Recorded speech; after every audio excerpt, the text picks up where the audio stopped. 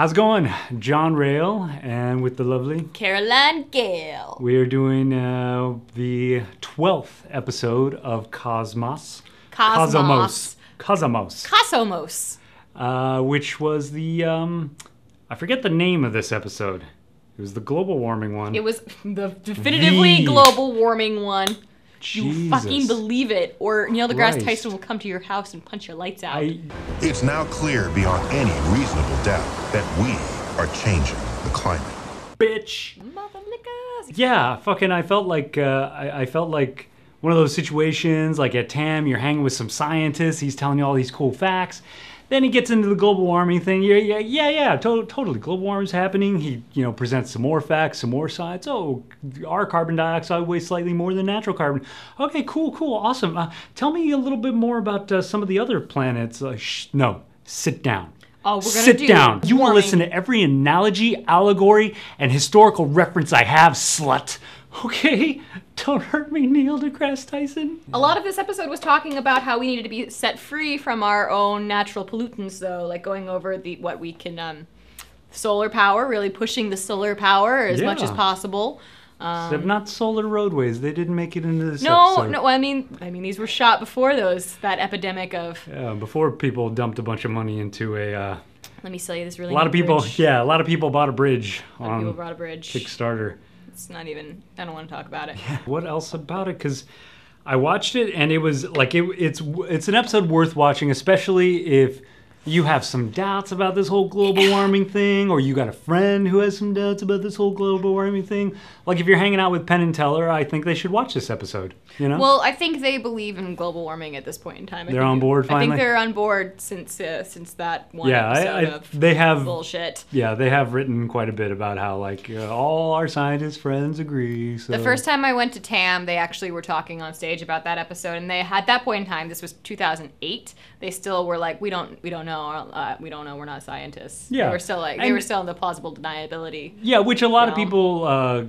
I think mistakenly gave them sort of skeptic credit for. It's like, well, they don't have the evidence, and so they don't know, and they're willing to say they don't know. But they took it a little farther. They went into that sort of creationist, it just doesn't seem intuitive. Something about this doesn't seem right. Well, who gives a fuck how you feel it seems? Every sort of bit of that I have, every tingly spidey sense, every sniff, every whiff, smells like global warming, which they now call climate change, in case they want to go the other way and say it's colder.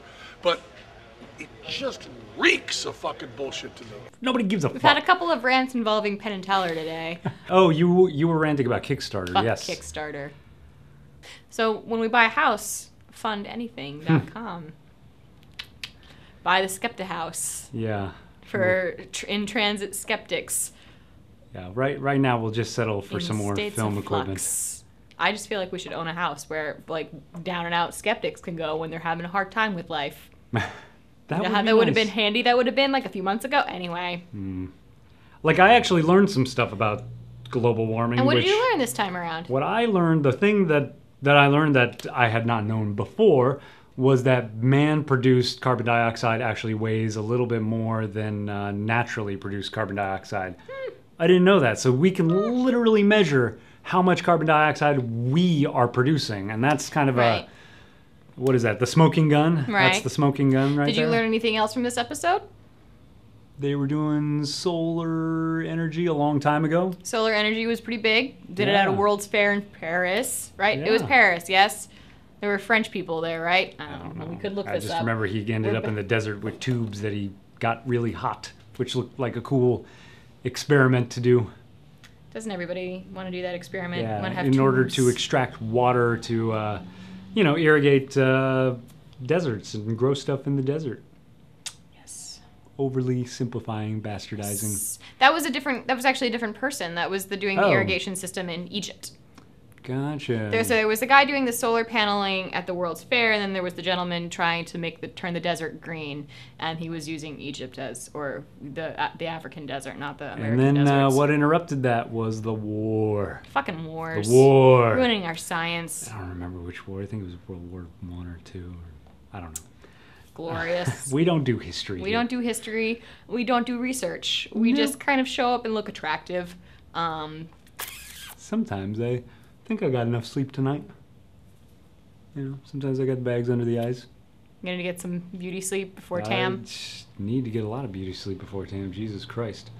We talked about Venus in this episode a lot, which was Talked a lot about cool. Venus because it was a cautionary tale. Well, it wasn't like Venus, like anybody. There were people on Venus like spewing out greenhouse gases. No. That's just what happened. It naturally happened. Yeah. So that's And that was the sort of thing. his lesson to us. It's like they didn't have any other choices, but you do. You know, it's like the old grandpa. Like, they don't have food in China. You better eat up. You know. Except I like Neil deGrasse Tyson Neil deGrasse warning Tyson me of is things. I'm okay awesome. with him doing this. Did you not like your grandpa? No, I Is, like is this a sensitive subject? Grandpa forcing you to finish your Cheerios? My grandfather was a very frugal chemist. That's all I have. And I didn't know my other grandpa, so. The thing I had with this episode is it was terrifying. This was ultimately a terrifying episode. Yeah. Because there's not a lot we can do, and we have to do it, not a lot that we can't do very quickly. Whatever we need to do it like now, or like yesterday, actually. It's like showing up to a cool classroom lecture and you realize it's actually an intervention. Yeah, Like, sit down, we have more letters to read we need about to how talk. you suck. We just need to tell you how terrible you Yeah. are. There's nothing you can do to fix it. You can't change yourself now. Yeah. And that's upsetting. That's kind of that reality is terrifying. Like, do they give like a time frame on like what we can, like how long life would be sustainable? Like, no, I don't think that was in this episode. No, there's no, it would be impossible, I think, to come up with a time The frame. Hall of Extinction came back in this episode, didn't it? No. We didn't have we weren't in the Hall of Extinction this time around. No, not that I recall. I found it very strange that that it was like coal was the first thing, and then it was because gasoline was too expensive, and somewhere in there solar power was trying to sneak in right before fossil fuels became cheaper. And then all of a sudden fossil fuels come on the scene and nobody remembers that solar power exists. Yeah. And that's terrifying. Why do we keep missing this opportunity? And it was, back then, like, we quote-unquote didn't know any better, and it was just basic economics. It was like, well, this is cheaper and faster and better. We'll just go with that.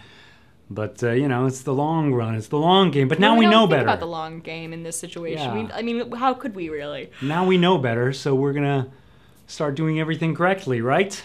Nope. Oh. We like our guns. We like our big cars. We like our industrial complexes.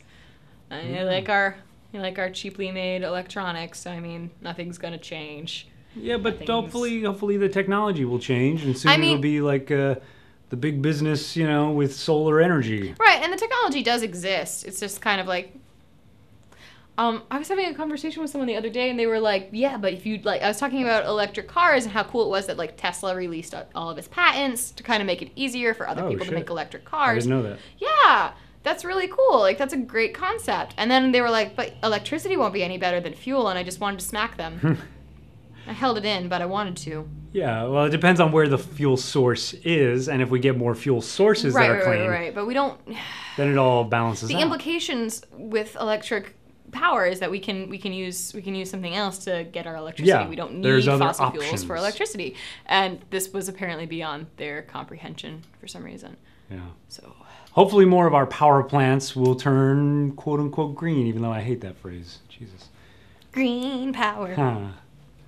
Green our vaccines. I'm giving everybody fuck that noise. I'm giving everybody a preview of Friday night. Is that how we're supposed to dance? That's what I'm doing night? all night Friday night. That's how I'm gonna dance then. White man's overbite. Anyway, not a bad place to have a cut just there. Yeah, my camera even stopped me from saying anything negative about Penn Jillette's music, and don't tweet about it. Don't make a light remark. Don't make a zing. Like don't joke about Penn's band or Penn's singing. Okay, if you want to be invited back to the bacon and donut party, just be nice. Just say nice things. Don't, even if you think you're joking, like, oh, Penn's got to, no. Don't joke. Anyway. Even me telling you not to joke makes me afraid. I'm afraid for you right now. You should be. I'm afraid that I just said that, right? Oh, God, it's a perpetual doom machine. We're fucked. We're fucked. John, we're fucked.